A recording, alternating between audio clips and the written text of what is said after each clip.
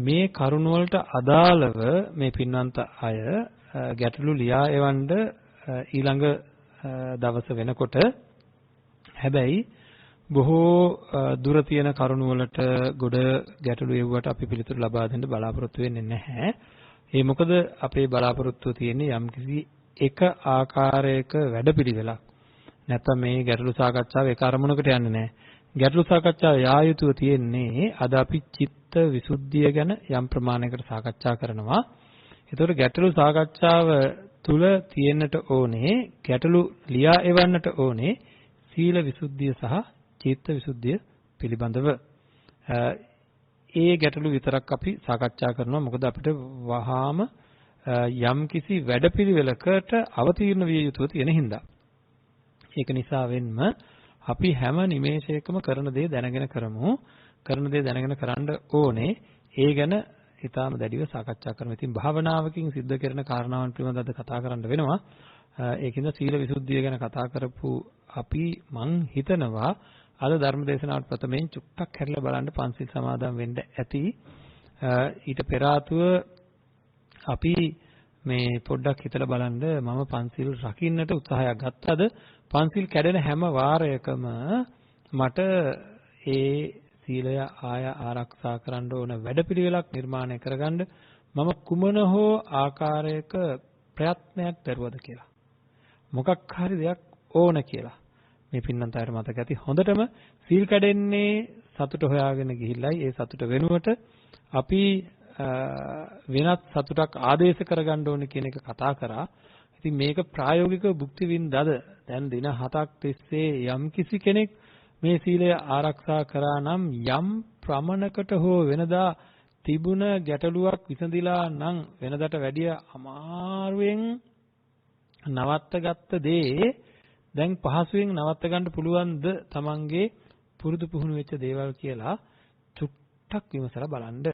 එහෙම නැති වුණොත් නැවත බලමු අපි ඒ සඳහාත් යම් යම් ප්‍රතිකර්ම යොදා ගන්න පුළුවන් මානසික වශයෙන්. නමුත් බොහෝ දේවල් සිද්ධ කරන්නට ඇති කියලා මම හිතනවා. හොඳයි එහෙමනම් දැන් ධර්ම ශ්‍රවණය සඳහායි සූදානම් වෙන්නේ. හැමදෙනාම ධර්ම ශ්‍රවණය කරන්නට ඊටාම සිත පහදවාගෙන සූදානම් වෙන්න අපි ධර්මයේ ශ්‍රවණය කරමු. ඒත් එක්කම Tamanට එන ගැටලු දැම්මම ලියාගන්න.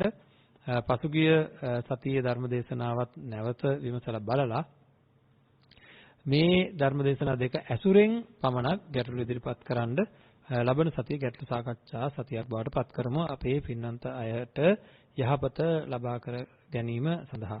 හොඳයි එහෙමනම් අපි ධර්ම ශ්‍රවණය කරමු.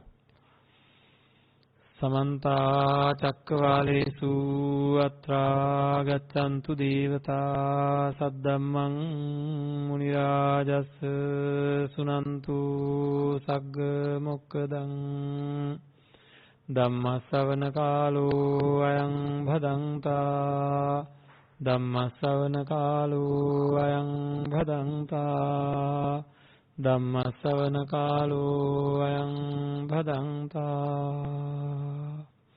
අපේ ක්‍රියාකාරීත්වය මොන ආකාරයට සිද්ධ වෙනවාද කියන එක ගැන තමයි අපි තේරුම් ගත යුතු තියෙන්නේ.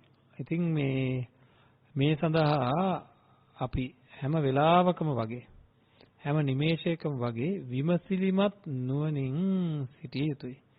විමසිලිමත් නුවණින් සිටිය යුතුයි. ඒ සඳහා අපි නිබඳව නිරතුරුව තමන් ගැන ගවේෂණය කරන්නට උත්සාහ කරන්න. මගේ ක්‍රියාකාරීත්වය මොකක්ද? මෙතන සිද්ධ වෙන්නේ මොකක්ද? එතකොට තමයි කවදා හරි දවසක පංච උපාදානස්කන්ධය පිළිබඳව රහස හෙළි වෙන්නේ. අපිට එතෙන්නටයි යන්නට ඕනේ. මොකද්ද රහස කියලා කියන්නේ? හැංගිලා තියෙන දේ මතු කරගන්න ඕනේ. හැංගිලා තියෙන්නේ, වැහිලා තියෙන්නේ අපේ මේ ක්‍රියාකාරීත්වයන් පිළිබඳව අපිට. අපේ මේ ක්‍රියාකාරීත්වයන් පිළිබඳව අපිට දැනගන්න පුළුවන් තත්ත්වයක තීව්‍ර මනසක් අපිට නැහැ. අන්න ඒකින්ද එතෙන්ට ලං වෙන්න බෑ. ඔන්න ඔය ලංවීම තමයි චිත්තවිසුද්ධියෙන් සිද්ධ වෙන්නේ. මම මෙහෙම කියන්නම්. යම් කිසි කඩයිමකින් එහාට තමයි විශ්වවිද්‍යාල අධ්‍යාපනය ලැබෙන්නේ. විශ්වවිද්‍යාල අධ්‍යාපනය ලබා ගන්න ලංකාවේ නම් උසස් පෙළ විභාගය කියන්නේ කඩයිමක්. උසස් පෙළ විභාගයේ මූලික සුදුසුකම වෙනවා. ඉතින් අන්න ඒ වගේ අපේ හිත යම් තැනකට කිට්ටු කරන්න අවශ්‍ය කරන මූලික සුදුසුකම් ලබා ගන්න වෙනවා. දැන් දන්නවනේ ඔය ඔලිම්පික් තරගයකට වගේ කඩයිමක් තියෙනවා. මෙන්න මේට වැඩි දක්ෂතාවය වර්ධනය වුණොත් තමයි ඒ තරගයට යන්න පුළුවන්කම තියෙන්නේ. අන්න ඒ වගේ යම් කිසි ආකාරයකට පංච උපාදානස්කන්ධය ගවේෂණය කරන්ඩ ඇත්තටම වෙන්න ඕන දේ අපි තේරුම් ගමු. කවදා හරි දවසක අපි සිද්ධ කළ යුතු තියෙන්නේ රූප වේදනා සංඥා සංකාර විඥාන කියලා කියන මේ පංච උපාදානස්කන්ධය එහි ක්‍රියාකාරීත්වය අපේ මනසින් අත්දකින්න එක.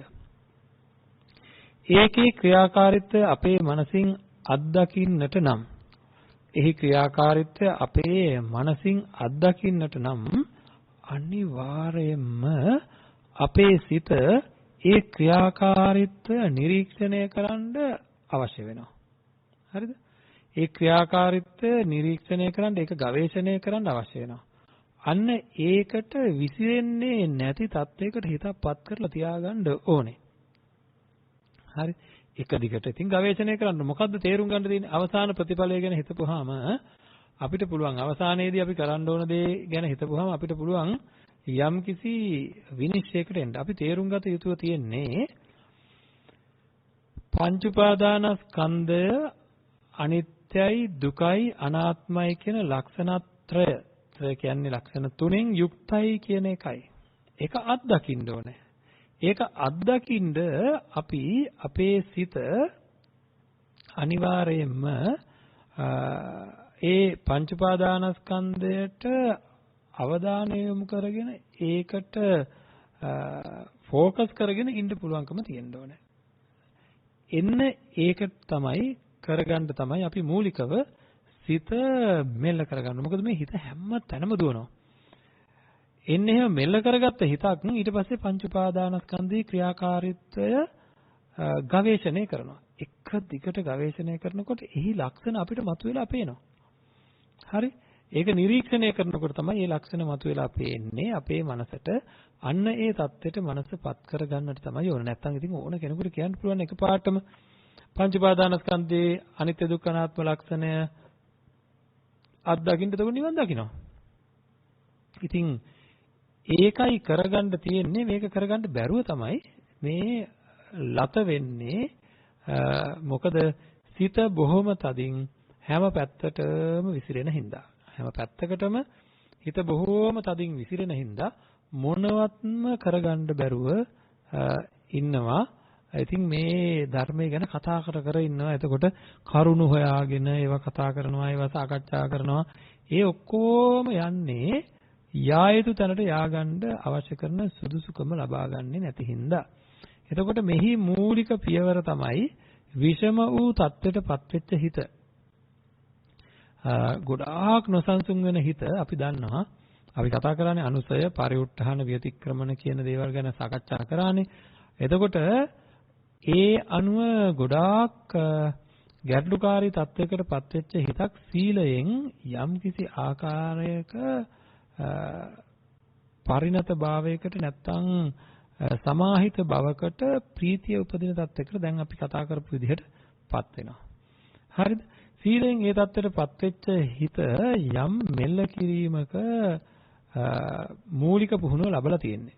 දැන් හොඳයි. අනිත් එක තමයි එයාට චූටි සතුටක් ලැබලා දීලා තියෙනවා. ඒ තමයි ඒ ලැබලා දීලා තියෙන සතුට තමයි මේ සීලයෙන් ලැබෙන ප්‍රීතිය. සීලය රැකීමෙන් ලැබෙන ප්‍රමෝදය. ඒකට කියන්නේ දුර්වල ප්‍රීතියක් කියලා. නමුත් හැබැයි ඒක සාමාන්‍ය ජීවිතයේ ගෙවනකොට හොරකම් කරලා ප්‍රාණඝාත කරලා අර මధుරව මරලා එහෙම සතුට වෙනවා කියලා මං කිව්වේ ඊට වැඩිය ගොඩාක් වැඩි. ඒක නම් මේක හොඳ චොක්ලට් එකක්. කාකා හිතේ චොක්ලට් එක වගේ නෙවෙයි. ඊට වැඩිය ගොඩාක් රස තියෙන චොක්ලට් එකක්. ඉතින් ඒකින්ද මොකද වෙන්නේ? හොඳටම පුළුවන් ඒකේ හිත අලවා වාසය කරන්න. ඒ විදිහට සීලය කැඩෙන්නේ නැති වෙන විදිහට සිත අලවා වාසය කරන කෙනෙකුට සමහර වෙලාවට සීල් කැඩෙනවා. සමහර වෙලාවට නැවත පිරිහෙනවා. මේක ස්ථාවර නෑ කියලා හොඳට තේරෙනවා. ඒකින්ද හිත තව දුරටත් පුහුණු කළ යුතුයි කියලා හොඳට හැඟෙනවා. අන්න ඒකත් එක්ක තේරෙන්න පටන් ගන්නවා මොකද මේ ස්ථාවර නැත්තේ? මොකද මේ වෙන්නේ? සැරෙන් සැරේ ආය සීලය කැඩෙන්නේ ඇයි? මගේ අරමුණක් තියෙන පංච උපාදානස්කන්ධය අත්දකින තත්ත්වයට මගේ හිත පත් කරගන්න. නමුත් බෑ. හරි ලොකු ගැටලුවක්. ඉතින් මෙන්න මේ ගැටලුවෙන් අත මිදෙන්න කල්පනා කරන කෙනා උත්සාහ කරනකොට යාට තේරෙනවා මගේ හිත හරියට මේ එක එක දේවල් වලට ඇදිලා යනවා. ඒකුත් කාම වස්තුන් දකින්න කාම වස්තුන් කියලා කියන්නේ රූප, ශබ්ද, ගන්ධ, රස, ස්පර්ශ. ඒවට කියනවා කාම ගුණයන් කියලා. ඒවා කෙරෙහි ඇතිවෙන තණ්හා, නිස්සෘත ප්‍රීතිය තමයි අපි කාමය කියලා සඳහන් කරන්නේ ධර්මයේ. ඒකට කියනවා නන්දි රාගය කියලා. නන්දිය. ඉතින් මේ තණ්හා, නිස්සෘත සතුටට තමයි නන්දිය කියලා කියන්නේ. එතකොට මෙන්න මේ తত্ত্বය තියෙන හින්දා මට හරියට ගැලවෙන්න විදිහක් නැහැ කියලා Tamanටම තේරෙනවා. එතකොට සමහර වෙලාවට ප්‍රාණඝාත, අදත්තාදාන, කාමමිත්‍යාචාර වගේ දේවල් සිද්ධ වෙන මට්ටමටත් මේ කාමච්ඡන්දය ඇදිලා යනවා. නැවත වාරයක් වැරදි සිද්ධ කරනවා. එහෙනම් මට තේරෙනවා මේක සීමාවක් නෙවෙයි, මීට වැඩිය එහාට හිත වර්ධනය කරගන්න ඕනේ කියලා. අන්න එතකොට මොකද කරන්නේ? මේ තැනත්තා බලනවා මොනවද බාධා වෙන්නේ ඔය අධික කාමච්ඡන්දයේ හින්දා හරියට වැරදි වෙලා තියෙනවා. නොයේකුත් ආකාරයේ මේ කාම ලෝකෙට තියෙන ආසාව අඩු කරන්න ඕනේ කියලා අදහසක් එනවා. ඒ වගේම තමයි මේ රටේ ලෝකයේ මිනිස්සු, අපේ ගෙදර මිනිස්සු, ගමේ මිනිස්සු, බස් එකේ යන මිනිස්සු විතරක් නෙවෙයි සමහරවිට සත්ත්ව කොට්ටාස මේ ඔක්කොමත් එක්ක ඒ ඔක්කොම මට ගලප ගන්න බැරුව පුදුම කේන්තියක් යනවා. මේ තරහින්ද පින්නත් මොකද වෙන්නේ? සමහරවිට පරුස වචන, සමහරවිට කේලම් කියන්න පවා හිතෙනවා, සමහර වෙලාවට ප්‍රාණඝාත කරන්න වෙනවා. ඉතින් මේ තරහ යන එක තමයි ඊළඟ ගැටලුව තියෙන්නේ. හරිද? අර මං කිව්වේ මధుරව මරණ තත්ත්වයට එනවා කියලා. එතකොට ඔන්න තරහ යනවා. ඊළඟට ඒක බාධාවක් කියලා හොඳට තේරෙනවා. ඊළඟට මෙලෝ දෙයක් කරන්න හිතෙන්නේ නැහැ. මේ ධර්ම මාර්ගය තුල වර්ධනයක් කරගන්න හිතෙන්නේ නැති මට්ටමට කම්මැලිකම් එනවා. හිත නිකන් ඇකිලිලා වගේ. මේකට කියන්නේ ගින්දරට අහුවෙච්ච කුකුල් පිහාට්ට වගේ කියලා. ඇකිලිලා තියෙන හිත හැකිලිලා වැඩක් කරන්න දෙන්නේ නැහැ. හිර වෙලා වගේ. එක සීමාවකින් එහාට මොකුත් කරන්න බෑ. කයත් නිකන් ලෙඩ වෙනවා වගේ තේරෙනවා. ආපස්සට කල් දාන්න හිතෙනවා හැම දෙයක්ම වගේ. එතකොට කිසි ප්‍රමෝදයක් නැහැ හිතේ, ප්‍රීතියක් නැහැ. නිකන් පර වෙලා වගේ ඉන්නේ. වැඩක් කරන්න හිතෙන්නෙත් නැහැ. ඒ වගේ දවස් තියෙන ඕන තරම් මේ අය අත්දැකලා ඇති. අන්තිමට දවස් අවසානයේ කියනවා කරපු දේකුත් නැහැ, මට නිකන් අද ඔහේ හිටියා, එපා වුණා දවස කියලා. නමුත් ඒකෙන් ගැලවෙන්න බෑ. ඒ තමයි තීන මිද්ද ස්වභාවය. ඉතින් හිත කර්මන්‍ය වැඩක් කරන්නේ නැහැ. හොඳින් වැඩ කරන්නේ නැති තත්ත්වයක් තියෙනවා සිතේ. ඒක තමයි හඳුන ගන්න දේවල් මේ. තමන් ගැන ගවේෂණය කරනකොට ඉදිරියට යන්න බැරි වෙන්න හේතු විදිහට තමන්ටම හඳුනා ගන්න පුළුවන් මෙන්න මේ වගේ ලක්ෂණයක් තියෙනවා. මේ වගේ ලක්ෂණයක් තියෙනවා. මේ වගේ තරහ යන ගතියක් තියෙනවා. කාම වස්තුන් කෙරෙහි දැඩි ඇලීමක් තියෙනවා. ඒකින්ද සමහර වෙලාවට සීමා පන්නගෙන යනවා. ඒ වගේම හිතේ නොසන්සුන්කම් තියෙනවා. තීන මිද්‍යත් එක්ක ඊළඟට තියෙනවා හිත සංසුන් නැහැ. පොඩ්ඩක්වත් සංසුන් නැහැ. හරියට කම්පණය වෙන ගතියක් තියෙනවා. ඒකින්ද ඒකාග්‍ර භාවයකින් අර පංච උපාදානස්කන්ධයට එබෙන්න බෑ. කාමච්ඡන්ද බහුල කෙනාට, කාම වස්තුන් කෙරෙහි හිත බොහෝ විසිරෙන කෙනාට අර පංච උපාදානස්කන්ධේ හිත තියාගෙන ඉන්න බෑ. අඩුම ගානේ හුස්මෙහි හිත තියාගෙන ඉන්න උත්සාහ කරන්නකො පොඩ්ඩක්. හුස්ම දැනි ඉන්න උත්සාහ කරනකොට තේරෙනවා කොච්චර විසිරෙනවද කියලා. කාමච්ඡන්දේ හෝ ව්‍යාපාදේ හෝ එක්ක නිින්ද යනවා, එක්ක හිත නොසන්සුන් කොහොමත්ම බෑ එක තැනකට ගන්න. එහෙම නැත්නම් පසුතැවීම, උද්දච්ච, කුක්කුච්ච සහ මෙව්වා කරලා කාටද හරි ගියේ මේ සඳහා උත්සාහ කරන්න හිත නැමෙන්නේ නැහැ. සැකයක් තියෙනවා. මෙන්න මේ කාරණා පහෙන් එකක් හරි ක්‍රියාත්මක භාවයට ආපු ගමන් පින්වත්නි අපේ මාර්ගය නවතිනවා. මේ මාර්ගය ඉස්සරහට එන්නේ නැහැ. මේ කාරණා පහෙන් බේරෙන්න ඕනේ. මූලිකව මේ කාරණා පහ යටපත් කරන්න ඕනේ. මේ කාරණා පහට අදාළ දේවල් ප්‍රබලව නැగిලා එන්නේ නැති විදිහට අපේ හිත සකස් කරන්න වෙනවා. අන්න එහෙම සකස් කරගෙන මේ වාගෙන් හිත ගලවා ගැනීමෙන් සම්පූර්ණයෙන්ම ගලවාගෙන විදර්ශනාවට සුදුසු විදිහට හිත සදා ගන්න මට්ටමටපත් වීම ආය මේ වගේ දේවල් එන්න දෙන්නේ නැතුව නවත්වා ගැනීම තමයි චිත්ත විසුද්ධිය කියලා කියන්නේ. සීල විසුද්ධිය ගැන අපි කතා කරා. චිත්ත විසුද්ධිය කියලා කියන්නේ બ્લોක් කරගන්න වෙනවා. ඔය කියන කාමච්ඡන්ද, ව්‍යාපාද, තීන මිද්ද, උද්ධච්ච කුච්ච, විචිකිච්ඡා කියන ඒවා නවත්වාගෙන ඒවා අහෝසි කරගන්නව නෙවෙයි. විදර්ශනාවකින් ඒවා නැති කරගන්නව නෙවෙයි මේ කියන්නේ. ඒවට එන්න දෙන්නේ නැතුව නවත්ත ගන්නවා. හරියට මේ වගේ. සල්ලි කර්මයක් කරන්න ඉන්න කෙනෙක් ඒ සල්ලි කර්මය කරන්න බෑනේ මේ අමුවේ. ඒකින්ද මොකද කරන්නේ? සිහි නැති කරනවා. සිහි නැති කරලා සල්ලි කර්මය කරලා සිහිය ගන්නවා. ඊට පස්සේ ඒක හොඳ වුණාට පස්සේ තිබ්බ වේදනා අඩුයි. එහෙම නැත්නම් දිකටම නොයෙකුත් කෲර වේදනා ඇති වෙනවා. ඉතින් ඒකින්ද අපි මොකද කරන්න ඕනේ? මේ සල්ලි කර්මය සිද්ධ කරන්න සිහි නැති කරන්න ඕන. අන්න ඒ වගේ මේ හිත දඟලන හිත ඇතුළ ගවේෂණය කිරීම සඳහා ඒ දැඟලුම නැති කරන්න ඕන తాවකාලිකව. අන්න ඒ తాවකාලිකව මේක යටපත් කිරීමට කියනවා පින්වත්නි විස්කම්බන ප්‍රහාණය කියලා. හරිද? විස්කම්බන ප්‍රහාණය කියලා කියනවා මේ විස්කම්බන ප්‍රහාණයටපත් වුනහම නැවත ඒවා ඇති වෙනවා. අර අනුසය පරිඋත්ථාන විතික්‍රමන කියන තැන පරිඋත්ථාන தත්ත්වය බිඳුවටම වැටීම තමයි විස්කම්බන ප්‍රහාණය සිද්ධ වෙච්ච වෙලාවේ තියෙන. හිත සංසුන්. හිත නොසන්සුන් නැහැ. හිත නොසන්සුන් වෙන්නේ නැහැ. ඉතින් ඒක බොහොම සුවදායක தත්ත්වයක්. ඒ தත්ත්වයට කියනවා ditta ධම්ම සුඛ විහරණය කියලා ධර්මයේ. ඒ කියන්නේ මේ ජීවිතේ ලැබිය හැකි ඉහළම සැපයක් කියලා කියනවා. ඒක මොකද ඔය නීවරණ ධර්ම ටික යටපත් වෙනකොට හිත ලොකු ප්‍රීතියකටපත් වෙනවා. හරි, ඒ ප්‍රීතිය ගැන සඳහන් වෙනවා හරිම අපූර්ව විදිහට අර උදාහරණ කීපයකින් මේ අත දන්නවා. ණයක් අරගෙන ඒ ණයෙන් නිදහස් වුණා වගේ පොලි ගෙවගෙව ඉඳලා ඒ පොලිය ගෙවුවට ණය බරෙන් නිදහස් වෙන්නේ නැහැනේ. අන්න එහෙම තිබුණ මේ සිත ණය බරෙන් නිදහස් වුණාම පොලිය ගෙවගෙව ඉඳලා ණය බරෙන් නිදහස් වුණාම කොච්චර සැනසීමක් ලැබෙනවද කියලා කියන්නකො. අන්න ඒ වගේ වෙනවා. රෝගයක් හැදිලා රෝගයෙන් සම්පූර්ණයෙන්ම හොඳ වුණා වගේ. එතකොට හිරේ විලංගුවේ වැටිලා ඉඳලා සම්පූර්ණයෙන්ම ඒකෙන් නිදහස් වුණා වගේ. ඊළඟට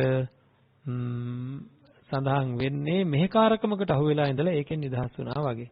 මේ කාරණා පහ තියෙන්නේ නීවරණ ධර්ම වලට. පස්වෙනි එක කාන්තාරයක අතරමං වෙලා ඉඳලා ඒ කාන්තාරයෙන් අතරමං වෙලා ඉඳලා ക്ഷേම භූමියක් හම්බුනොත් මොනතරම් නම් සුවයක් දැනෙනවද? අන්න ඒ වගේ. ඉතින් මේවා මනස නිදහස් වෙන දේවල්. ඇත්තටම පොලිය ගෙවගෙන ඉන්නවා වගේ තමයි මේ ඇහැට කොච්චර රූප පෙන්වුවත්, කනට කොච්චර ශබ්ද ඇසුවත්, ගන්ධ රස ස්පර්ශ මොන දේවල් ලබා දුන්නත් පොලිය ගෙවගෙන ඉන්නවා වගේ. දෙනවා ඉවරක් නැහැ, දෙනවා ඉවරක් නැහැ. ඒ වුණාට ඒකේ බරෙන් නිදහස් වෙන්නේ අපි කැමති කෙනෙක් දකින්න ඕන කියලා හිතාගෙන අද දැක්කොත් හෙට දකින්න හම්බෙයිද නැද්ද කියලා බරක් තියෙනවා හිතේ. අන්න ඒ බර තියෙන තාක්කල් අපිට සැනසීමක් නැහැ. ඉතින් ওই විදිහට ওই උදාහරණ පහ ගලපගන්න ලෙඩක් හදුනා වගේ කියලා තියෙන්නේ තරහට, තීන මිද්දේට තියෙන හිරේ වැටුණා වගේ කියලා. හිරේ වැටිච්ච කෙනාට තියෙන කල්පනාව බලන්නකො පොඩ්ඩක්. හිරේ වැටිච්ච කෙනාට තියෙන කල්පනාව පින්නත් නේ එළියට යන්න බෑ. අනිත් අය එළියට ගිහලා හොඳ වැඩ කරනවා. ඒ ලස්සන තැන්වල ලස්සන දේවල් ලස්සනට බලමින් බොහෝ ප්‍රයෝජනවත් වැඩ සිද්ධ කරගන්නවා. මෙයාට යන්න බෑ, හිර වෙලා ඉන්නේ. අන්න ඒ වගේ තීන මිද්දේ කියන්නේ එහෙම හිර වෙන එක. හරිද? අනිත් අය ලෞකික ජීවිතේ පවා සාර්ථක කරගන්න නොයෙකුත් දේවල් සිද්ධ කරනවා මේ තීන මිද්දෙන් ගැලවිච්ච අය.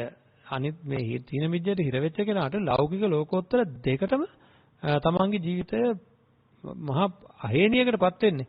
ඒ කියන්නේ පුදුමාකාර අර අපි කියන්නේ කාලකන්ණි වෙනවා කියලා අන්න ඒ වගේ තමයි සිද්ධ වෙන්නේ. ඒකින්ද මේ තීන මිද්දෙන් සම්පූර්ණයෙන්ම හිත අයින් කරගන්න වෙනවා. ඒක තමයි හිරේ විලංගු වඩනවා වගේ කියලා කියන්නේ. ඔය නොසන්සුන්කම කියලා කියන්නේත් ඒ වගේම එකක් පින්නත් මේ ධර්මයේ සඳහන් වෙන්නේ මේ හුළඟේ ලෙලදෙන කොඩිය වගේ කියලා. මෙහෙකාරකමකට අහු වුණා කියලා කියන්නේ ඒ උදාහරණය. මෙහෙකාරකමකට අහු වුණාම වැඩ කරන්න වෙන්නේ Tamanට ඕන හැටියට නෙවෙයිනේ. ඒ ස්වාමියා කියන විදිහට තමයි මෙහෙකාරයට වැඩ කරන්න වෙන්නේ. ඉතින් කියන දේ කරන්න වෙනවා. ඒ වගේ මේ හිත නොසන්සුන් වුණාට පස්සේ අර සංසුන් නැති හිත නොසන්සුන් වුණාම වෙන්නේ මේ අපිට ඕන හැටියට ඒක පාලනය කරගන්න බෑ. ඒ වගේ තමයි පසුතැවිල්ලත් ඒ වගේමයි පන්න පහර දෙන ණයෙක් වගේ කියලා සඳහන් කරන්නේ. පසුතැවිල්ල කියන එක ගැලවෙන්න බෑ. නැවත පහර දෙනවා. ඒකෙන්ද හරි පරිස්සම් වෙන්න ඕනේ. ජීවිතේ ගෙනියනකොට ගොඩාක් පරිස්සම් වෙන්න ඕනේ. මේ වගේ තත්ත්වයන් වලටපත් වෙන්න පුළුවන්කම තියෙනවා. කියන්නේ පන්න පහර දෙන මට්ටමකටපත් වෙන්න පුළුවන්කම තියෙනවා. ඊළඟට කාන්තාරයක යනකොට සැකයි නම් Tamanta ෂේම භූමිය මේ පැත්තේ කියලා සැකයක් තියෙනවා නම් ලොකු ගැටලුවක්. ඇයි කියලා බලන්න හොඳට හිතලා සිද්ධ වෙන දේ මේ යන්න බයයි උදේකට. මේ පැත්තේ ෂේම භූමිය තියෙනවා කියලා ස්ථිර වශයෙන්ම දන්නවනම් බය නැතුව මේ පැත්තට වේගෙන් යනවා. දැන් අර ගියාට හම්බෙයිද දන්නේ නැද්ද දන්නේ නැහැ. අන්න ඒ සැකය. එතකොට මේ අදාළ දේවල් වලට අපිට විශ්වාසග්‍රහයෙන් ඉදිරියට යන්න බෑ. ඒකයි අපි ධර්මය ගැන හොඳින් දැනගෙන ඉදිරියට යන්න ඕන කියලා කියන්නේ. එතකොට ප්‍රශ්නයක් නැහැ. දැන් මෙන්න මේ නීවරණ ධර්මයන් අපේ හිතවල නැගෙන හැඟීම්. මේ හැඟීම් ගොඩාක් තල්ලු කරගන්න ඕන මූලික වශයෙන් ඉස්සෙල්ලාම මේ හැම දෙයකටම ප්‍රතිවිරුද්ධ සිතුවිලි අපේ හිතේ උපද්දවන්න ඕනේ. හරිද? එහෙමයි මේවා යට කරගන්නේ. අන්න ඒ විදිහට ප්‍රතිවිරුද්ධ සිතුවිලි අපේ හිතේ උපද්දවලා එන්න ඒවා යට කර ගැනීමට කියනවා තදාංග ප්‍රහාණය කියලා. මූලිකවම සිද්ධ වෙන්නේ අන්න ඒක. තරහ වෙනුවට මෛත්‍රිය උපද්දවන්න ඕනේ. හරි? එතකොට කාමච්ඡන්දේ වෙනුවට නෙක්ඛම්ම හැඟීම උපද්දවන්න ඕනේ. හරි? තීන මිද්දේ වෙනුවට වීරිය උපද්දවන්න ඕනේ. උද්දච්ච කුක්කුච්ච වෙනුවට සමාධිය උපද්දවන්න ඕනේ. හරි? සැකය වෙනුවට ශ්‍රද්ධාව උපද්දවන්න ඕනේ. ඉතින් මේ වගේ මේ සැකය නැති බව උපද්දවන්න ඕනේ. එතකොට ඒක ශ්‍රද්ධාව උපදින්නේ සැකය නැති වෙනකොට ශ්‍රද්ධාව උපදිනවා. හරි? එතකොට දැන් බලන්න මේවා කරන්න මොකක්ද ඉස්සෙල්ලාම කරන්නේ? ඍජුවම මේ දේවල් එක්ක කටයුතු කරන්න බෑ. ඒකෙන්ද අපි මොකද කරන්නේ? මේ එක එක වෙනත් ආකාරයක දේවල් ක්‍රියාත්මක භාවයට එන්න කාමච්ඡන්දය අඩු වෙන්න ඍජුවම නෙක්කම්ම හැඟීම ඇති වෙන්න අපි මොකද කරන්නේ? මේ පංච උපාදානස්කන්ධයෙන් ඉවත් වීම සඳහා. හරි? පංච උපාදානස්කන්ධය නැත්තම් පංචකාම සම්පත්තියෙන් හිත කාම වස්තුන්ගෙන් හිත අයින් කර ගැනීම සඳහා කාම විතර්ක වෙනුවට නෙක්කම්ම විතර්කයන් පහළ කරගන්න ඕනේ. කාම විතර්කයන් වෙනුවට නෙක්කම්ම විතර්කයන් පහළ කරගන්න ඕන. කොහොමද ඒක කරන්නේ? ඒකට තියෙන හරි අපූර්ව උපක්‍රමයක්. හරි? ඒ තමයි ඉස්සෙල්ලාම මේ හිතට එකපාරටම අනිත්‍ය දුක්ඛ වගේ දේවල් එකපාරටම මේ වටහා දෙන්න බෑ පින්නත් නේ. ඒකින්ද මූලිකව සිද්ධ කරගත යුතු පණිවිඩ ටික දෙන්න ඕනේ. හැබැයි මේවා ප්‍රබල පණිවිඩ. අපි දන්නවා හොඳටම අපි දන්න දෙයක් තියෙනවා ආයෙ කියලා දෙන්න දෙයක් නැහැ 아무තෙන් මරණය. මරණයටපත් වෙනවා කියලා කියන්නේ අපි මේ ගෙවන ජීවිතය මකලා දානවා වගේ වැඩක්. හරි? ගිය භවයේ අපි ජීවත් වෙච්ච තැන් පිළිබඳව අපිට මැකිලා තියෙන්නේ. ඒ කාලේ තිබ්බ ප්‍රශ්න, ඒ කාලේ ආදරය කරපු අය, ඒ කාලේ තිබ්බ ඉඩම් කඩම් පිළිබඳ ප්‍රශ්න. එතකොට දෙමව්පියෝ දරුවෝ මේ මොනවත් අපි දන්නේ නැහැ. ඒ ඔක්කොම මකලා දාලා. මොනතරම් ප්‍රශ්න තියෙද්දිත් දන්නේ නැහැ. කොච්චරවත් ලොකු පිරිසක් අසරණ කරලා දන්නේ නැහැ. මං ගිය සැරේ මැරුණේ මිනිස්සෙක් වෙලා ඉඳලා. එහෙම මොකක්වත් මං දන්නේ නැහැ. ඒක මකලා දාලා. මේ ජීවිතේත් මකන්න තියෙන්නේ. හරිද? මේ මකන දවස කවදා එයිද කියලා කියන්න පුළුවන් කමක් නැහැ. කොයි මොහොතක මකලා දාලා එන්න වෙයිද දන්නේ නැහැ. අන්න ඒක අපි හරියට හිතට ගන්න ඕන දෙයක්. මේ ගැන නුවණ තියෙනවා අපිට. ඒ කියන්නේ දැනුම තියෙනවා. මැරෙනවා කියලා දන්නවා. ප්‍රශ්නේ තියෙන්නේ බොහෝ කෙලෙස් හමුවේ බොහෝ දේවල් හමුවේ අපිට දුක ඇති වෙනකොට පොඩි වෙනසක් වෙනකොට දුක ඇති වෙනකොට වෙනස් වෙන්න යනකොට දුක ඇති වෙනකොට ඒ වගේ දේවල් වෙනකොට මේ අනේ ඉතින් මේ දවස් කීපයක් තව තිබ්බා කියලා තව අවුරුද්දක් තිබ්බා කියලා දෙකක් තිබ්බා කියලා තුනක් තිබ්බා කියලා මම මැරෙනකොට මේ ඔක්කොම නැති වෙනවනේ මට කියන එක මතක් වෙන්නේ නැහැ. මරණයත් එක්ක ප්‍රබලවම වැඩෙන දෙයක් තමයි අනිත්‍ය ලක්ෂණය මතුවෙනවා. ප්‍රබලවම. ඒ වගේම තමයි අනාත්ම ලක්ෂණයත් මතුවෙනවා. අනිත්‍ය ලක්ෂණය කියලා කියන්නේ වෙනස් වෙනවා කියන එක මතුවෙනවා. ඒ වගේම තමයි මේක මට නවත්තන්න බැරි දෙයක් කියන අනාත්ම ලක්ෂණයත් මතුවෙනවා.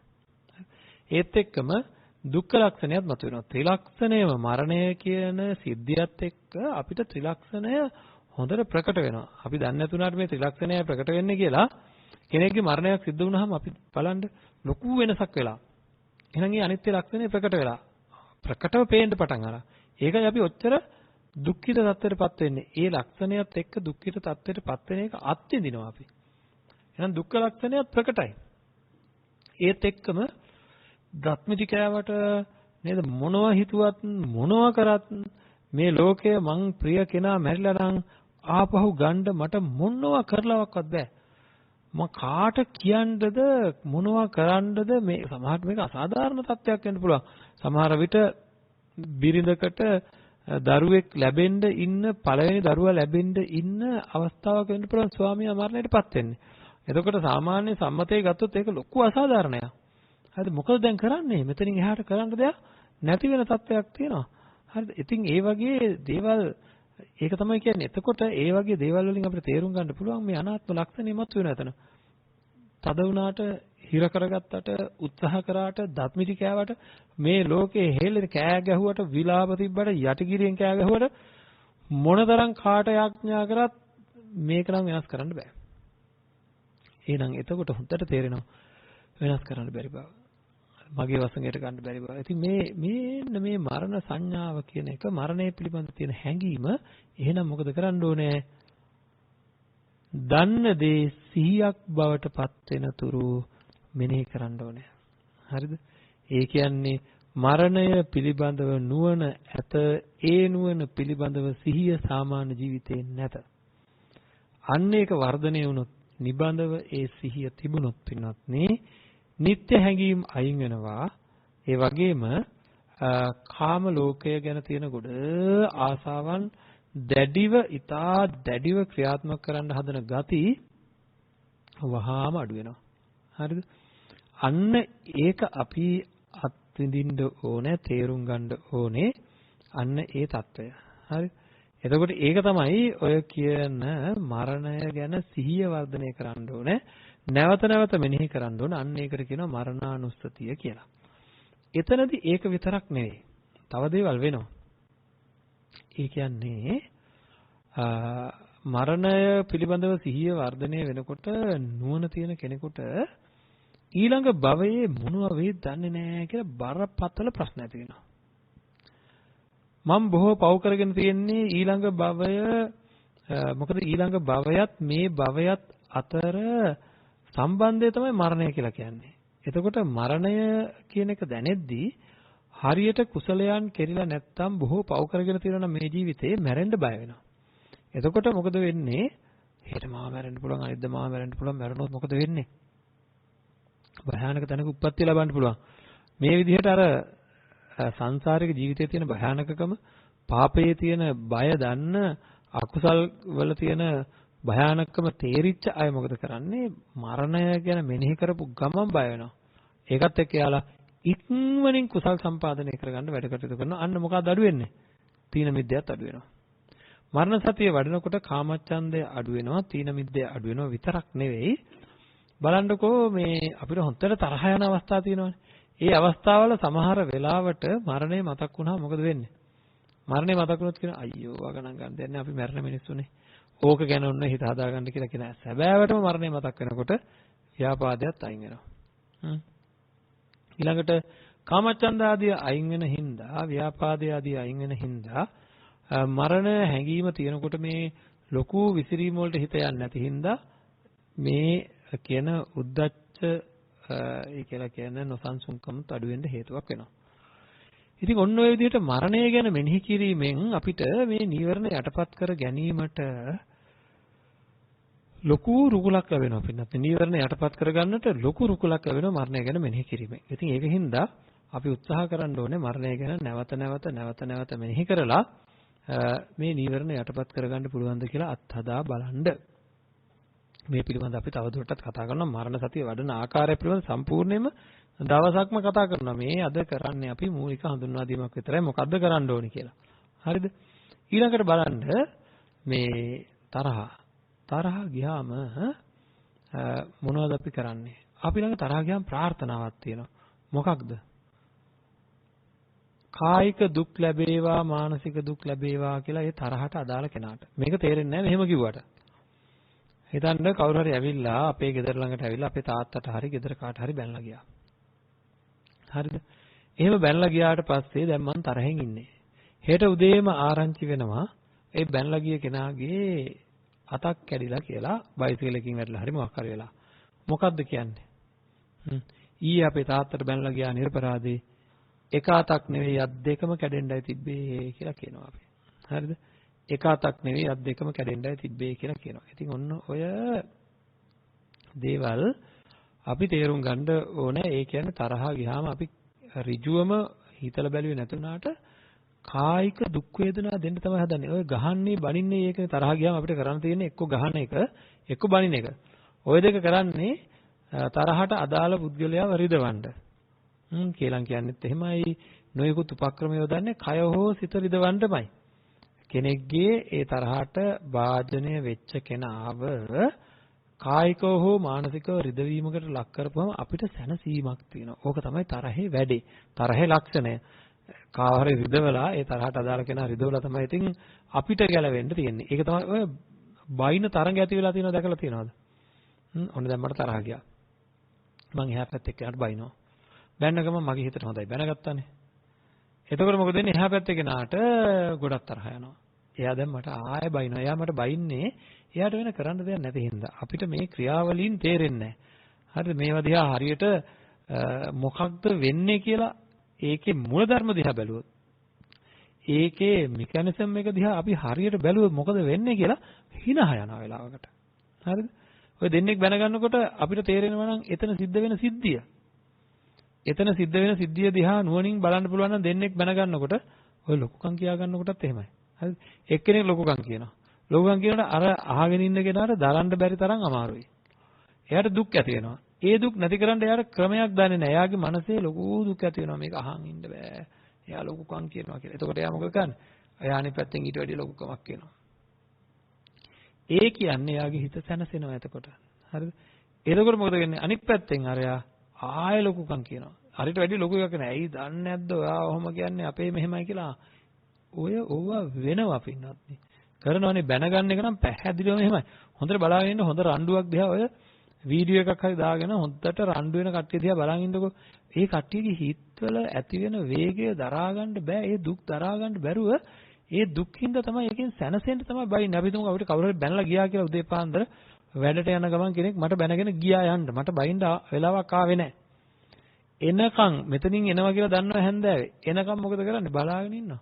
කවුරු හරි දවල් මගේ හිතවතෙක් හම්බුනොත් කියනවා උදේ මෙන්න මෙයා මෙහෙම බැනලා ගියා. මට හැන්දෑවේ බනිනකන් සැනසෙල්ලක් නැහැ කියනවා. ඒක තමයි ඇත්ත. එතකොට අපි ළඟ සිද්ධ වෙන මේ සිද්ධිය තරහත් එක්ක එහා පැත්ත රිදවලා සැනසෙන්නටයි සූදානම් වෙන්නේ. මේකට ප්‍රතිවිරුද්ධ හැඟීමක් තියෙනවා හදන්න ඕන අපි. හරිද? මේක හරියට නිකන් ඔය එක එක අසමත් වීම වෙන්නේ ගොඩනැගිලි වල වගේ එක එක ෆේලියර්ස් එන්නේ. අන්න එහෙම එනකොට ඒවට පිළියම් යොදන්නේ කඩාගෙන වැටෙන්න ඉස්සෙල්ලා. හරි මොකක් හරි ජැක් එකක් තියලා හරි එතෙන්ට මොනවා හරි වැඩිපුර හයිය තියෙන දෙයකින් මොනවා හරි උදව්වක් කරනවා කඩාගෙන වැටෙන්න එතෙන්ට එහෙම පිළියම් හදනවා. හරි එන්නේ ඒ වගේ අපේ හිතත් එක එක විදිහෙන් මේ කුසලයෙන් පිළියම් කරන්න ඕන අකුසලයේ යට කරන්න. දැන් අපිට හදන්න වෙනවා මොකක්ද? කරුණාව හදන්න වෙනවා, මෛත්‍රිය හදන්න වෙනවා. මොනවද ඒවා ලක්ෂණ? හරිද? හදන්න ඕනේ ඒවා. ඒවා ඉබේ එන්නේ නැහැ. මෛත්‍රිය කරුණාව තියෙන අයගේ හිතවල එයාලා වර්ධනය කරනවා ටික මොනවද? අනේ කායික දුක් වෙන්න එපා, මානසික දුක් වෙන්න එපා කියලා. ඒ හැඟීම වර්ධනය කරනවා. ලෝකේ කිසිවෙකුට කායික දුකක් වෙන්න එපා, මානසික දුකක් වෙන්න එපා. ඔය දෙක තමයි ඔය මෛත්‍රිය කරනවා කියලා කියන්නේ. කියනවා ඇහිලා තියෙනවා නේ කිව්වට වැඩක් නැහැ. මේ හැඟීම නැත්තම්. සියලු සත්වයෝ නිරෝගී වෙත්වා, නිදුක් වෙත්වා, සුවපත් වෙත්වා කියලා කියන්නේ නිදුක් වෙත්වා කියලා කියන්නේ කායික දුක් වෙන්න එපා කියන එක. සුවපත් වෙත්වා කියන්නේ මානසික දුක් වෙන්න එපා කියන එක. හරිද? ඉතින් මේ වගේ අපි තේරුම් ගන්න ඕන හොඳටම තේරුම් ගන්න ඕන ඔය කියන දේවල්. නිදුක් නිරෝගී සුවපත් කියලා අර කියන්නේ ඒකයි ඒ. එතකොට එහෙම කිව්වට වැඩක් නැහැ. ඒ හැඟීම උපද්දවන්න ඕන ප්‍රබලව. ඒ හැඟීම උපද්දවන විදිහට අපි මෛත්‍රිය උපද්දවන විදිහට උපක්‍රමශීලී වේදේ කරන්න ඕන කොහොමද ඒක කරන්න කියලා අපි ඉදිරියට කතා කරනවා. ඒකට කියනවා මෛත්‍රිය නැවත නැවත මෛත්‍රිය ඇති කරගන්න ඕනේ. ඒක ප්‍රබල කරගන්න ඕනේ.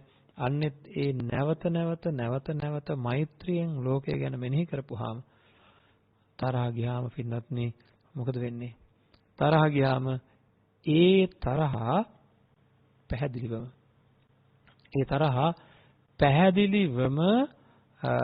ඒ තරහ එන වෙලාවට අර මෛත්‍රිය ඉදිරිපත් වෙලා කායික දුක් මානසික දුක් දෙන්න එපා කියලා කාටවත් කායික දුකක් නොවේවා මානසික දුකක් නොවේවා කියලා ප්‍රබල ප්‍රාර්ථනාවක් තමයි ළඟ තියෙනකොට තරහට එන්න ඉඩ නැහැ. මං කිය બ્લોක් කරනවා කියලා තරහ ඉර වෙනවා. හරිද? කාමච්ඡන්දය ආදී හිර වෙනවා. තීන මිද්දේ හිර වෙනවා. එන්න දෙන්නේ නැහැ මරණ සතියෙන්. එතකොට මේකෙන් මොකද වෙන්නේ? තරහ හිර වෙනවා. තරහට එන්න බෑ. එතකොට මොකද වෙන්නේ? මෛත්‍රිය ඉස්මතු වෙනවා. ඒක තමයි තදාංග ප්‍රහාණය කියන්නේ. ඊට පස්සේ ඒක යටපත් වෙලා කොයි වෙලාවක මෛත්‍රිය විතර නැගෙන වෙලාවක විස්කම්බන ප්‍රහාණයකටපත් වෙනවා. ඒක අපි සාකච්ඡා කරමු පස්සේ. හරිද? ඒත් එක්ක අපිට මේ සාකච්ඡාවේදී ධ්‍යාන බලයක් කියන්නේ මොකක්ද කියලා කතා කරන්න වෙනවා. ඒකෙන්ද ඒ ගැන කරුණු හොයාගෙන ඉන්න අද නම් වෙලාවක් එන්නේ නැහැ. නමුත් අද මේ ටික අපි කතා කරන්න ඕනේ මේ මොකද්ද මේ කතා කරන්නේ සතර කමඨහන ගැන. මේ අය අහලා තියෙනවනේ සතර කමඨහන කියලා. ඒකට කියන්නේ චතුරාර්යක භාවනාව කියලා. සතර කමඨහන වර්ධනය කරගන්න කෙනෙකුට මේ ඔය කියන විස්කම්බන ප්‍රහාණයට යන්න පුළුවන්. ධ්‍යාන බලයකට යන්න පුළුවන් හරියට සිද්ධ කරොත් එහෙම. හොඳයි. එතකොට තරහෙන් ඔන්න දැන් කාමචන්දය අයින් වෙනවා. අපි කලින් කතා කරමු මරණ සතියෙන් ආදී. දැන් මොකද වෙන්නේ? මේ අයින් වෙන තරහ අයින් වෙනවා. ඊළඟට ඒත් එක්කම ඊළඟට මොකද කරන්නේ? මේ දැඩි කාමචන්දයේ තියෙන තව කාරණාවක් තියෙනවා. ඒක ඊටාම දැඩි. ඒ තමයි රාගය කියලා කියන්නේ. හරි. ලෝකයේ මිනිසුන් වැඩිම පීඩාවටපත් වෙනවා. අපිත් එක්ක විවෘතවම කතා කරනවා සමහර වෙලාවට පැවිදි වෙන්න බලාපොරොත්තු ඉන්න තරුණයින්. එයා හුඟක් දේවල් අම්මා තාත්තා සහෝදර සහෝදරයෝ ඥාති මිත්‍රාදීන් ඒ හුඟක් දේවල් භවභෝග සම්පත් පව අතහැරලා තියෙන්නේ. අතහරින්න සූදානම් වෙලා ඔක්කොම කරගෙන කිසි ප්‍රශ්නයක් නැහැ. නමුත් ඍජුවම කතා කරන්නේ ගොඩක් අමාරු වෙන්න මේ රාගයෙන් අත මිදෙන්න. හරිද? එන්න එතනදී රාගය ඇති වෙන්නේ පැහැදිලිව මනුස්ස ශරීර පිළිබඳව ඇති වෙන අදහස හින්දා. මෙන්න මේ රාගය ඇති වෙන්නේ මනුස්ස ශරීර සුභ වශයෙන් දැකීම නිසා. ඒ කියන්නේ ඒක හොඳ දෙයක්, යහපත් දෙයක්, සුභ දෙයක්, සුන්දර දෙයක්, මధుර දෙයක්, ප්‍රිය දෙයක් කියලා දැනෙන හින්දා. මේක චිත්ත ඒකාග්‍රතාවයක් ඇති වෙන්න ලොකු බාධාවක්. නොසන්සුක්කම් ඇති වෙනවා. ඒත් කාමච්ඡන්ද වැඩි වෙනවා. ඊළඟට පසුතැවිලි ඇති වෙන්න හේතු වෙනවා. තරහ ඇති වෙන්නත් ප්‍රබල හේතුවක් වෙනවා. සමහර අයට ඔය රාග නිස්ෘත කාමච්ඡන්ද ඇති වුණාම පුදුම කේන්තියක් යන්නේ. පොඩ්ඩක් නැත්තම් පුදුම විදිහට තරහ යනවා. ඒවාට අදාළව තෘප්තිමත් කිරීම සිද්ධ කරගන්න බැරි වෙනකොට අධික කේන්තියක් යනවා. ඒවත් එක්ක පුදුම පීඩාවකින් ඉන්නේ. කතා කරනත් තරහ යනවා අනිත් පැත්ත එක්ක. එහෙම නමුත් මිනිස්සු හිතන්නේ වෙන දෙයකට තරහ යන්නේ කියලා. නමුත් මේකේ ඇතුලේ තියෙන්නේ අතෘප්තිකර ආසාවන්. ඉතින් ඒකින්ද මෙන්න මේ මනුස්ස ශරීර පිළිබඳව සුබ හැඟීම කියන එක වැරදි දෙයක්. මේක පිළිබඳව පැහැදිලිවම විශ්ලේෂණය කරලා බැලුවොත් වෙනවද තියෙන්නේ කෙස්ලොම් නියදත් සම්මස්නහර ඇට මිදුළු ආදී වශයෙන් මේකේ තියෙන්නේ පිළිකුල් වස්තු වලින් හැදිලා තියෙන්නේ. මේ හං කෑල්ලක් ගන්නකෝ, මේ කෙස් පොඩ්ඩක් ගන්නකෝ, මේ නියපොත්තක් ගන්නකෝ, මේ ශරීරයේ මේ කොහෙන් හරි එක පුංචි කොටසක් ගන්න. දත් කෑල්ලක්, මස් කෑල්ලක්, එතකොට රෝබුවන් ගහ, කෙස් ගහ, කිසිමම දෙයක් නැහැ මේ ශරීරයේ. සුන්දර මිහිරි දෙයක් කියලා සේම, කේල, සොටු, ලේ, සෑරව. ඉතින් මේ ඔක්කොම දහඩිය, තෙල්, මේ උරණ තෙල් වගේක් තියෙනවා. ඒ හැමෙන් උරන එළියට උරන තෙල් වර්ගයක් තියෙනවා. ඒවත් එක්ක තව වතුර වගේ જાතියක් වෙනවා වෙලාවකට රස්නේ වැඩි වුණාම දාඩිය කියලා. ඒකත් එක්ක මේ හැම මැරෙනවා. ඒ මැරෙන හැම වෙලෙම මැරෙනවා. ඉතින් ඒ මැරෙන හැම මේ තෙලයි මේ දාඩියයි එක්ක එකතු වෙලා අර කුණු ඇඹරෙන්නේ යන්න ඒ කුණු ඇඹරෙන්නේ යන්න ඒකට තමයි. ඉතින් ඒවා සුද්ධ කර කර හැම වෙලෙම අහකට දාන්න වෙලා මේ හැම කියලා කියන්නේ මේ හරියට පෙනහෙරයක් වගේ හරියට අර සෙලොෆේන් වගේ සමහර ඒවා එළියට එනවා සමහර ඒවා ඇතුලේ ඉන්න මේ පුංචි සිදුරු වලින් දාඩිය වලට එළියට එන්න පුළුවන්. තෙල් જાතියකට එළියට එන්නත් පුළුවන්. හැබැයි ලේ වලට එළියට එන්න බෑ. මදුරුවාගේ පුංචි තුඩට පුළුවන් අපේ හැම සිදුරු කරලා ඒ ලේ ගන්න එළියට. එහෙනම් ඊට වැඩිය මේ මදුරුවාගේ තුඩ ඇතුළට දාලා සමහර මදුරුව විදිනකොට රිදෙන්නේ නැහනේ. ඒ කියන්නේ රිදෙන්නේවත් නැති වෙන්න මේ තුඩු අස්සෙන් මේ හැමේ තියෙන සිදුරු අස්සෙන් එයාගේ තුඩ යවන්න පුළුවන්. එහෙනම් ඊට වැඩි චුට්ටක් ලොකු ලේ වලට එළියට එන්න බැරි. පුංචි සිදුරු මේකේ තියෙන්න ඕනේ. හරිද? එතකොට එහෙනම් ඒ වයින් එන්නේ එහෙනම් ලේ කියලා කියන්නේ ගන්ධ, සෙවල, ඊ타මත්ම අප්‍රසන්න જાතිය. ඒක මේ හැමෙන් වැහිලා තියෙන්නේ. ඉතින් එතකොට මේ මස් කියන එක ඒක උරලා වගේ තියෙන්නේ නිකන්. එතකොට මේ හැම මේ ලේ තට්ටුව වහගෙන ඉන්නවා මේක ඇතුලෙන් කාන්දු වෙනවා අර ලේවල තියෙන දාඩිය ලේවල තියෙන කඳ ගහන හැමදේම අර තෙලත් එක්ක දාඩියත් එක්ක එළියට එනවා. ඉතින් හරි අපි මොකද කරන්නේ අර මැරෙන හැමත් එක්ක මේවා එකතු වෙලා නිකන් පාප්පේ වගේ හැදිලා තියෙන ඉඳ සැරෙන් සැරේ එක එක දේවල් අතුල්ලලා මේවා ඔක්කොම සුද්ධ කර දාන්න ඕන. නැත්තම් ඉන්න බෑ. හොඳටම දන්නවනේ. දවසක් සුද්ධ කරන්න බැරි වුණොත් Tamanටම පුදුම ගඳක් Taman ළඟ එන්නේ. ඒකද කී වතාවක් නම් දැන් සුද්ධ කරලා දාලා ඇද්ද? ඉතින් මේ ශරීර අසුබයි කියලා දන්නවා. නමුත් ඒ හැඟීම ප්‍රබල කරගන්න ඕනේ. පැහැදිලිව අපි සාකච්ඡා කරමු. මම අභියෝග කරලා කියනවා කලින් කිව්වා වගේම මේ රාගය සම්පූර්ණයෙන් අයින් වෙන ක්‍රමවේදයක් අසුභ භාවනාවත් එක්ක අපි කියලා දෙනවා. රාගය සම්පූර්ණයෙන්ම අයින් කරන්න. නිදහස් වෙන්න රාගයෙන් විස්කම්බන වශයෙන්. ඒ කියන්නේ එක මොහොතකට එක දවසකට සතියකට පුහුණු කරන කාලය තුරාවට රාගයේ මාත්‍රයක්වත් එන්නේ නැති වෙන්න විස්කම්බන ප්‍රහාණයකින් ප්‍රහාණය කරගෙන ඕනම් මාස 3ක් 4ක් 10ක් 15ක් ඉන්න පුළුවන්. විදර්ශනාවෙන් සිද්ධ වෙන්නේ ඒක කැපිලම යන එක ආය කවදාකවත් නූපදින්නම රාගය ප්‍රහාණය වෙලා යන එක. නමුත් එතෙන්ට යන්න ඉස්සෙල්ලා අර මං කිව්වේ සල්ලි කර්මයක් කරන්න නම් ඉතින්ලා ශරීරය සිහිනරි කරවන්න ඕනේ කියලා. අන්න එහෙම එකක් තමයි පැහැදිලිවම මේ රාග ආදී කෙලෙස් ධර්ම යට කරන තදාංග වශයෙන් සහ විස්කම්බන වශයෙන් ප්‍රහාණය කරන වැඩ පිළිවෙල තමයි අසුභය. එතකොට අසුභය නැවත මෙනෙහි කරනකොට ඒකට කියනවා අසුභානුස්සතිය කියලා. ඊළඟට බුදුරජාණන් වහන්සේ ගැන ශ්‍රද්ධාවක් ඇති වෙන්න මොකද කරන්න ඕනේ? විශේෂයෙන්ම අපිට මේ ලැබිලා තියෙන ලාභය මේ ධර්මය තුලින් අපිට ලබාගත හැකි පන්නරය.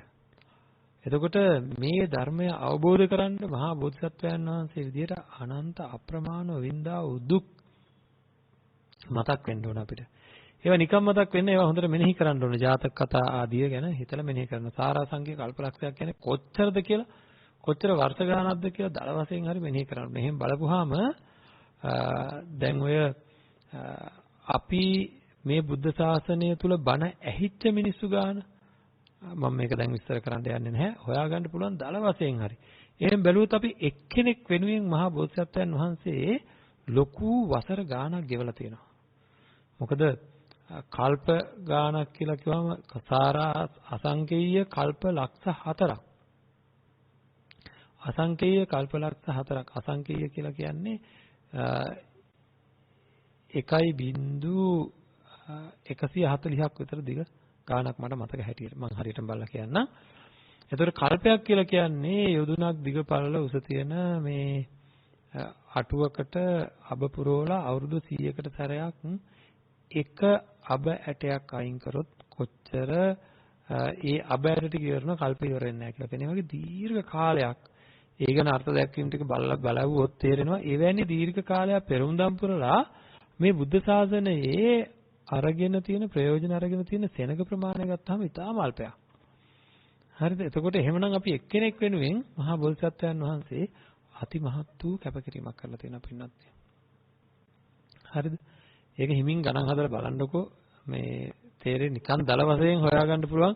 ඒ කියන්නේ කෝටි 700ක් දැන් සෙනග ඉන්නවා. බුදුරජාණන් වහන්සේගේ කාලේ ඉඳන් මේ කාලේ දක්වා සාමාන්‍යයෙන් ගත්තොත් පරම්පරා 50ක් කියලා ගත්තොත්.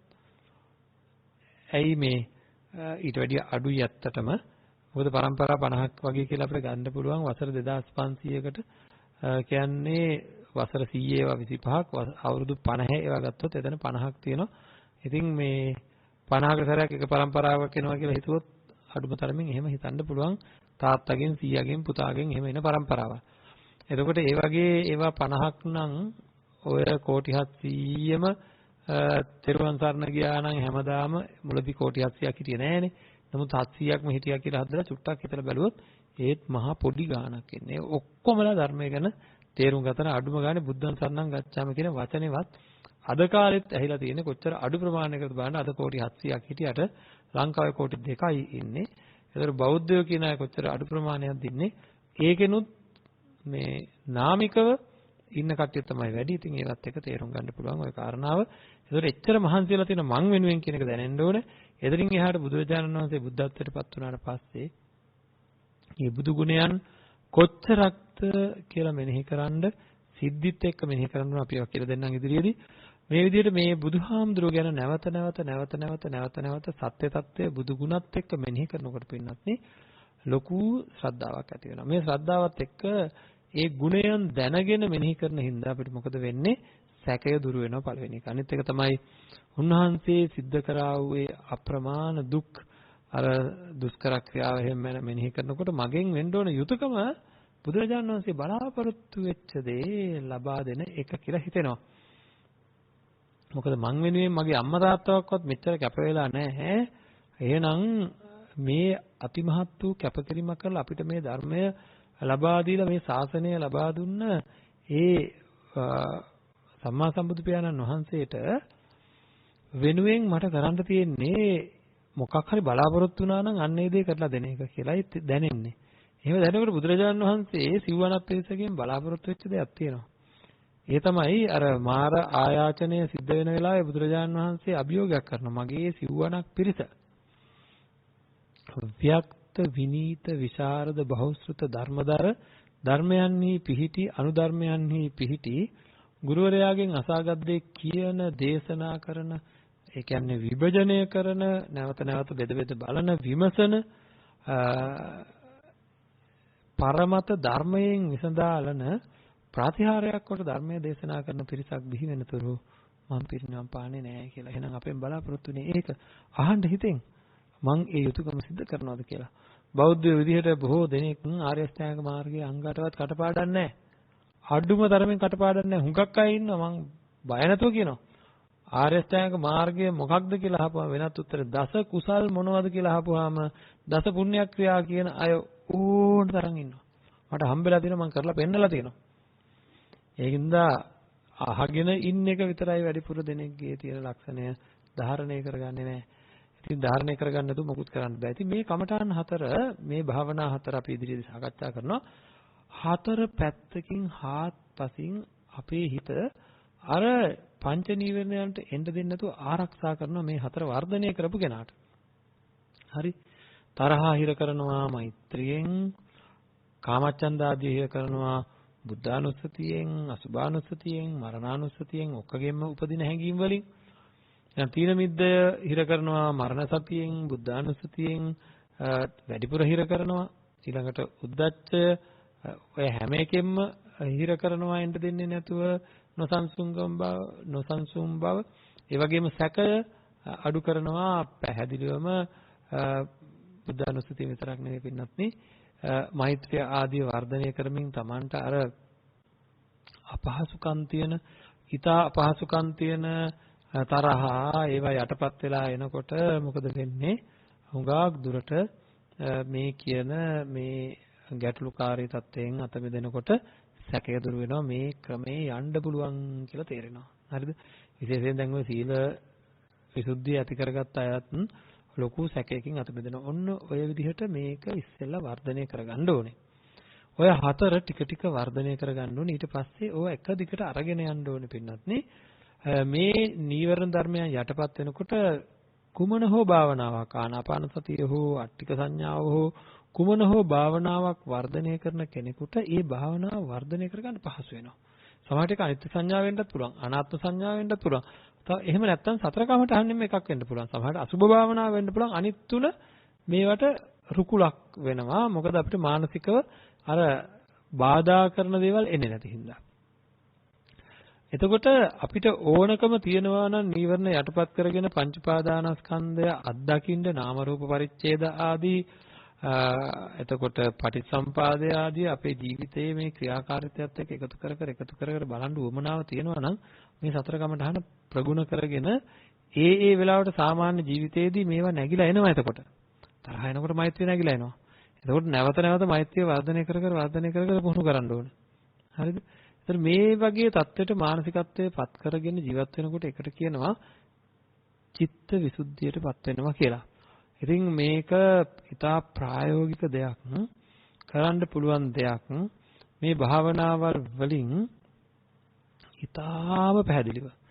මේ භාවනාවල් වලින් ඉතාම පැහැදිලිව අපිට අපේ ජීවිතය ගුණවන්ත භාවයකට පත් කරගන්න පුළුවන්. මේවා සිද්ධ කරනකොට අවසාන වශයෙන් මම අපේ පින්වන්ත අයට මේ දේ මතක් කරන්නම්.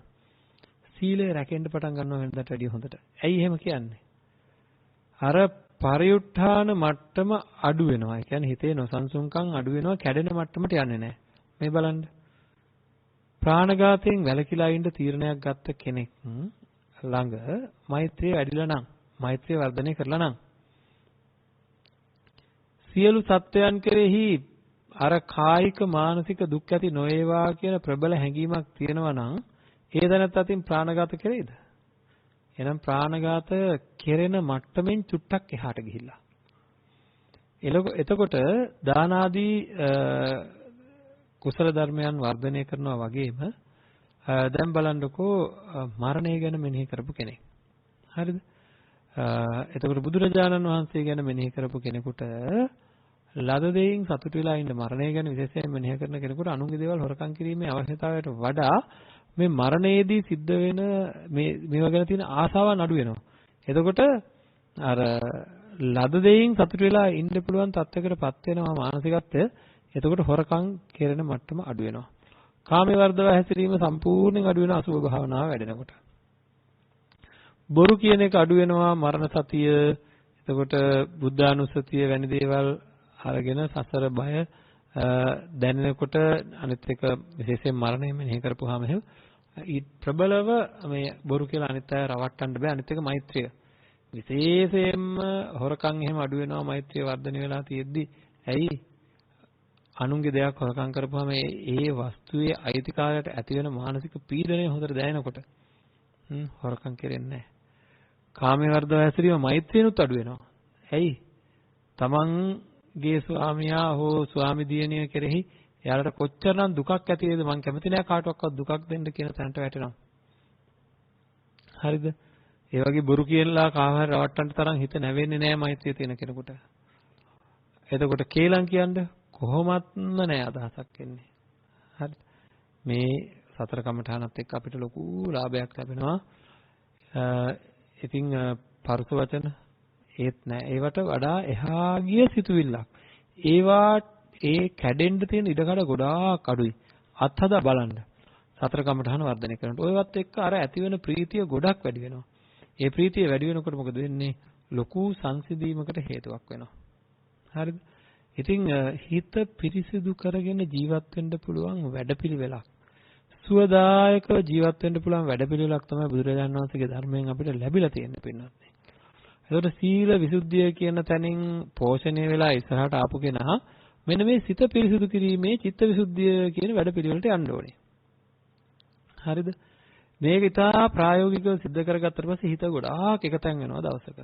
ඒ එකතෙන් වෙච්ච හිත අපි වේදනානුපස්සනාවට, එතකොට චිත්තානුපස්සනාවට, ධම්මානුපස්සනාවට, කායානුපස්සනාවට කුමන හෝ අරමුණකට මේ පංච උපාදානස්කන්ධය තෝරගන්න යදවපුවාම අන්න අපිට නාම රූප පරිච්ඡේද කියන එක අත්දකින්න පුළුවන්කම තියෙනවා.